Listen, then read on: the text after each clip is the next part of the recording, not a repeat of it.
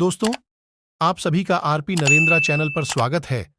आज किस इस कहानी के माध्यम से आखिर अंग्रेजों के भारत के छोड़ने से क्यों डर गए थे, अंबेडकर आखिर क्यों नहीं चाहते थे कि आजादी एकदम से मिले, आज हम आपको पूरी जानकारी देंगे। चलिए दोस्तों, शुरू करते हैं इस कहानी को। अंबेडकर जी अंग्रेजों के भारत छोड़ने से इसीलिए डरे हुए थे। इस वजह से उन्होंने भारत छोड़ो आंदोलन में भाग लेने से भी इनकार कर दिया था। वो नहीं चाहते थे कि देश को एकदम से पूरी आजादी मिले। ऐसा क्यों था? आज देश के संविधान निर्माता डॉक्टर भीमराव अंबेडकर की 67वीं पुण्यतिथि है। 14 अप्रैल 1891 को जन्मे अंबेडकर ने जिंदगी भर दलितों के उत्थान के लिए संघर्ष किया। आज हम अंबेडकर की पुण्यतिथि पर उनका और महात्मा गांधी से जुड़ा एक किस्सा सुनाने जा रहे हैं।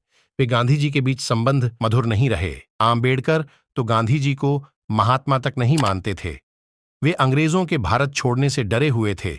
इस वजह से भारत छोड़ो आंदोलन में भाग लेने से भी इनकार कर दिया था। वो नहीं चाहते थे कि देश को एकदम से पूरी आजादी मिले।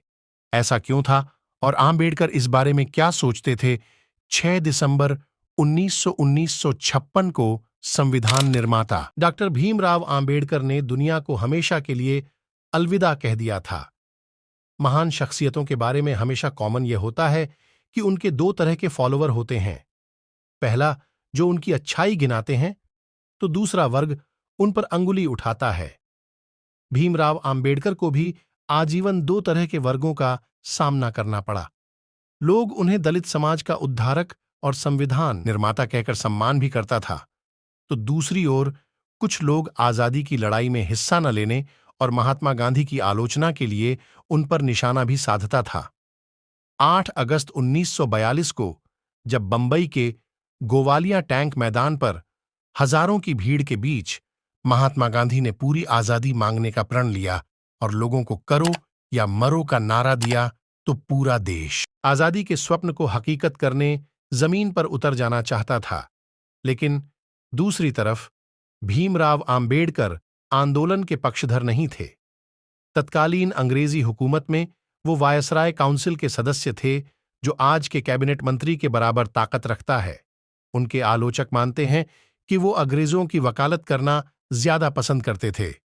डॉक्टर भीमराव अंबेडकर की जीवनी पर मशहूर फ्रेंच राजनीति विज्ञानी क्रिस्तोफ जाफरलो ने पुस्तक लिखी है।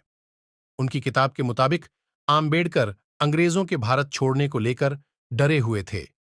दरअसल जब भारत छोड़ो आंदोलन चल रहा था, उसी वक्त दुनिया दूसरा विश्व युद्ध भी झेल रही थी।